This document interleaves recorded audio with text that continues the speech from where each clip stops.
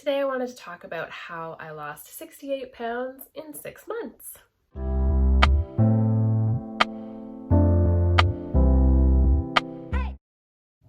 Hi, I'm Meg. Welcome to Plant Fit Meg. Welcome back to the channel. If you're new here, I hope you'll take a look around at some other videos. I make videos about healthy weight loss, simple plant-based recipes, and living a healthy lifestyle. I've made several videos about weight loss before. I have a full weight loss playlist if you'd like to really delve into my story and my tips and all that kind of stuff. I'll link it here and below for you to check out in case you're interested.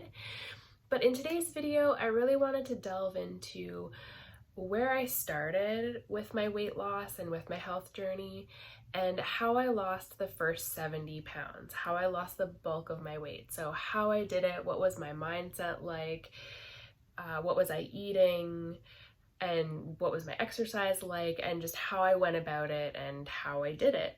I get a lot of questions asking for more specific details about what kind of meals I made or how I made it work. So I thought I would delve into that today. Just for a little bit of background info, I was coming from a very highly processed standard American diet when I made the transition overnight to a plant-based diet. So that's where I started from, and I didn't enjoy cooking or enjoy vegetables, and I really didn't know how I was going to make it work. So just for some reference and some context, that's sort of where I was starting from and where I was coming from. I was also a new mom at the time. My son was 4 months old when I made the decision to make the switch. So trying to decide what to feed him and what his first foods would be was really interesting to figure out as well. I hope you find this video helpful. If you enjoy it, please give it a like and subscribe below if you haven't already. With that, let's jump right in. So before I even made the decision to go plant-based, I watched a bunch of documentaries that inspired me to delve into doing some research online and deciding to make the change. A few of those documentaries were Fat, Sick, and Nearly Dead, Forks Over Knives, Cowspiracy, and Crazy Sexy Cancer. I'll leave links to the documentaries below so you can check them out if you're interested. I also did research online. I found nutritionfacts.org, I found pcrm.org, nutritionstudies.org, and I was gathering information and trying to figure it out. Not everyone loves reading and sort of delving into the nitty-gritty and the research of it, but there are easy, videos you can watch. Dr. Greger does a great job of compiling evidence-based nutrition information, and you can check that out on nutritionfacts.org. There are lots of TED Talks by big, plant-based doctors and researchers in the field, which might be a little more digestible than, reading full books or full articles. But it just depends what you're sort of interested in terms of making the switch. I mentioned this education piece because I do think it was important to build that foundation of why I was making the change. I will mention a few books as well that I read in the beginning, in the first little bit of my plant-based journey. I have a full book collection, plant-based book collection video you can check out here if you're interested, but I'll just mention a few of them really briefly here because I do think it was an important part of my journey. So the first one I read was The China Study. Very popular, very dense book. How Not to Die was another great one to delve into the why of going plant-based and also the what. So his daily dozen recommendations were quite helpful to kind of get a baseline and somewhat of a guideline of what to eat.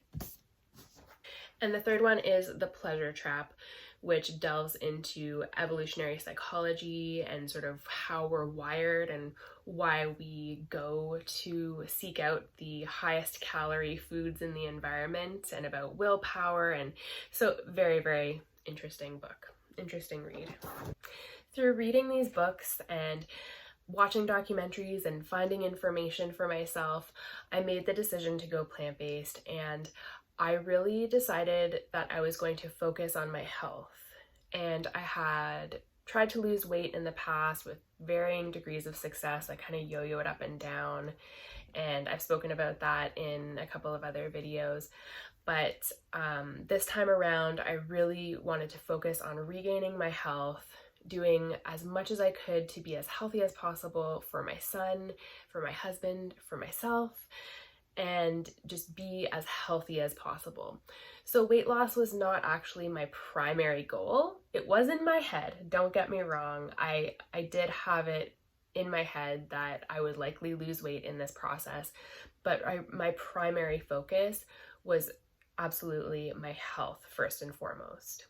Related to focusing on my health, I decided I really needed to love myself through it, which might sound a little woo-woo or a little weird depending on where you're coming from in your weight loss journey or in your transition to a plant-based diet. But I felt really strongly that I had disliked my body on and off and had a weird relationship with my body and body image. And I felt this strong desire and need to really love myself through it and feel neutral about my body. I didn't have to love everything about it. I didn't have to look in the mirror and say, I love this, I love that. I didn't have to do things like that. But I felt like I needed to be appreciative of what my body could do.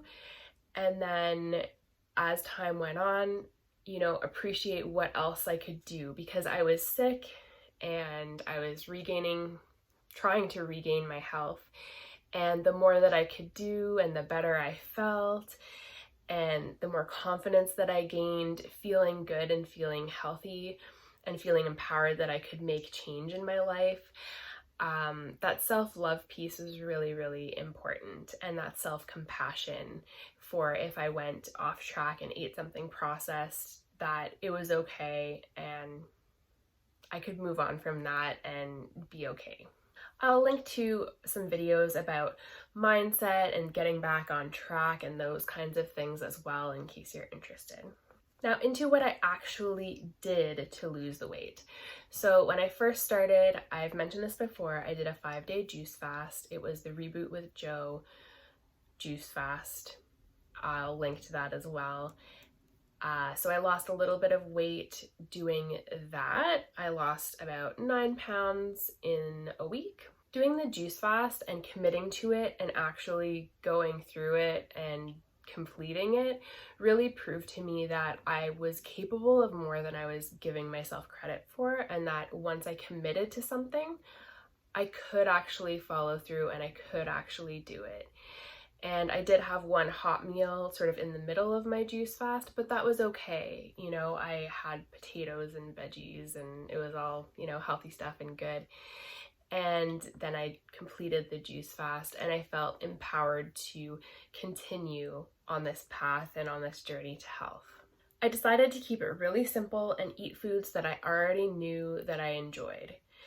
And as for other foods that I knew I didn't like, I didn't focus or worry about them too much. When I read How Not to Die and read about the Daily Dozen, I for sure was not eating the amount of beans or greens that Dr. Greger recommends. But I didn't dwell on that. I didn't fret about it. I wasn't super concerned about it. I figured I'll make my way. I'll get there eventually. And I did over time. But in that first 6 months, that first year, I really just focused on eating foods I enjoyed. I ate a ton of oatmeal, smoothies, pasta, stir fries, cauliflower bites, French fries, baked fries that I made in the oven. I started with using oil and then kind of clued into, maybe oil's not the best, and eliminated it. And that's what I did. I kept it super, super duper simple. I had fruit for snacks. I also had, Lara bars or nuts. I did eat higher fat plant foods in the beginning, for sure. I had, peanut butter sandwiches and things like that. I ate avocado and stuff like that. It wasn't like the main focus, and it wasn't something that I made a daily habit, but they were definitely foods that I incorporated into my diet quite a bit. I'd say, you know, a few times a week, and I was still able to make progress and lose the weight. I switched to water for my drink of choice. So in the past, I did tend to drink quite a bit of pop or iced tea. I really loved drinking those really sugary iced teas. So I switched over to water. I'd add, you know, fruit to it if I wanted a little bit of flavor there, but I switched, you know, to water.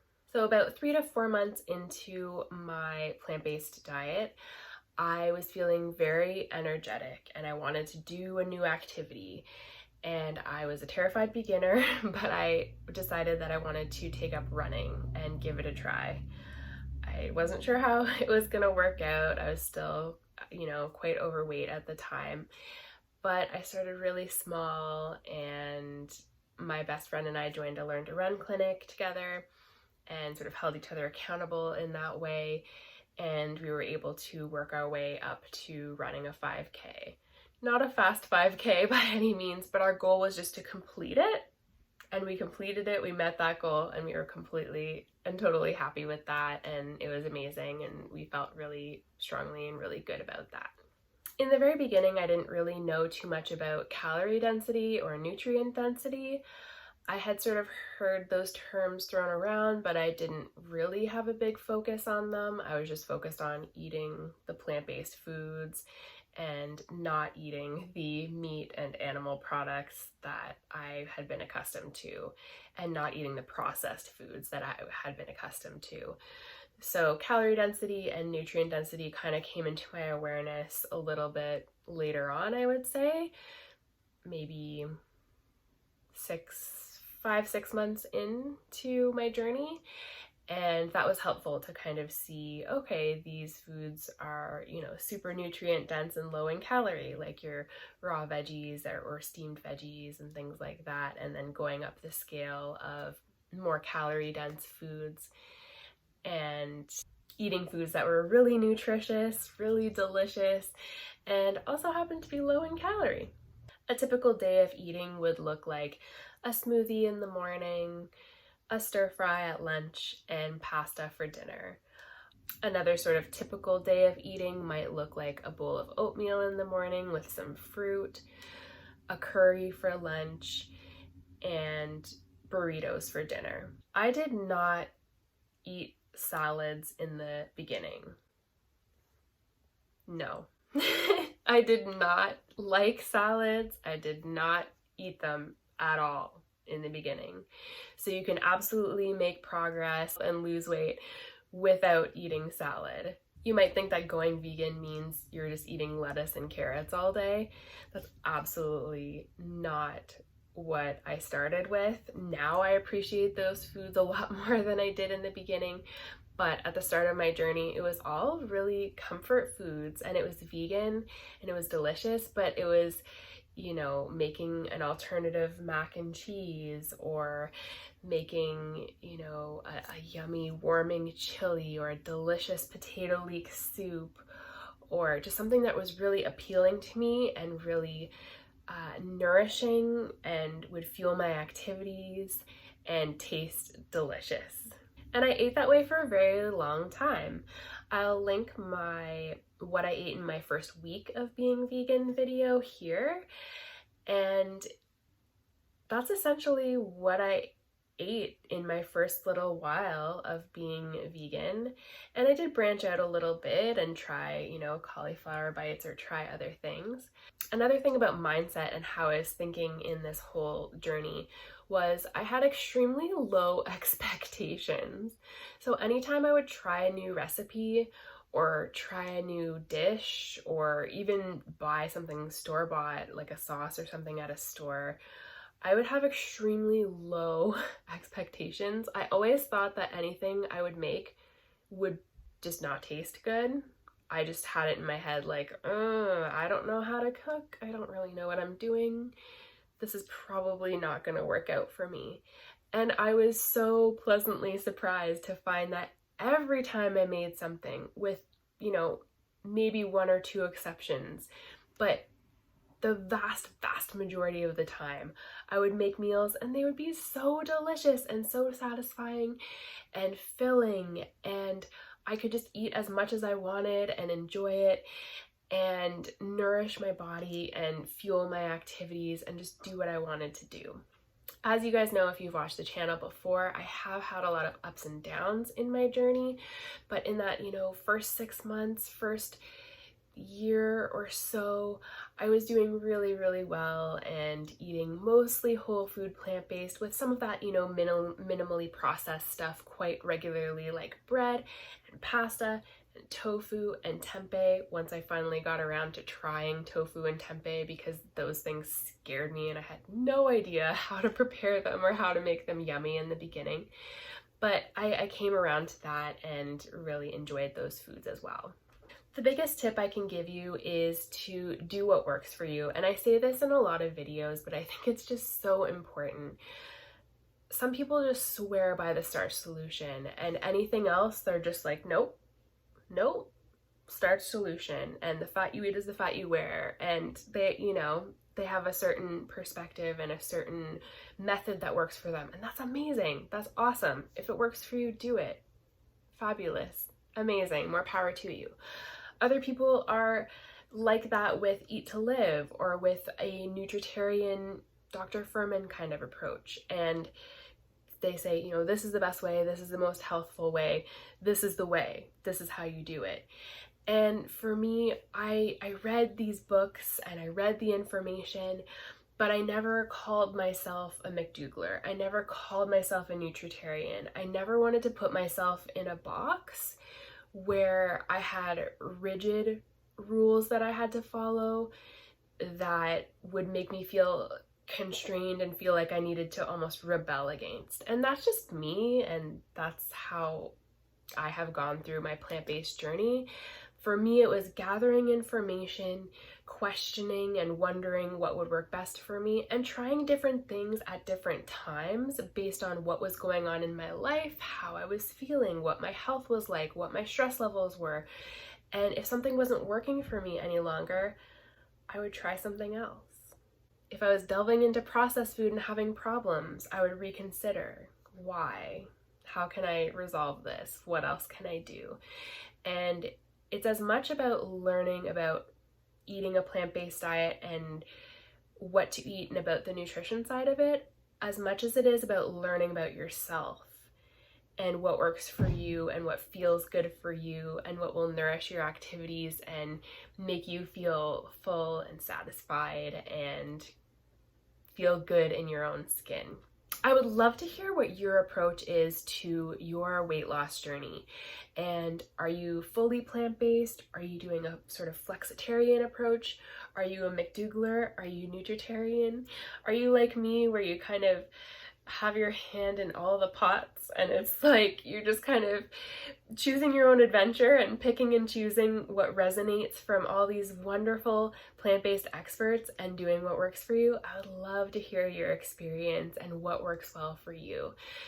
I know for some people it would be overwhelming to kind of read all of this and then pick and choose for themselves, but for me that was more empowering and felt more comfortable and felt better for me, rather than honing in on one book and one method and one doctor to follow specifically. So I hope you found this video helpful.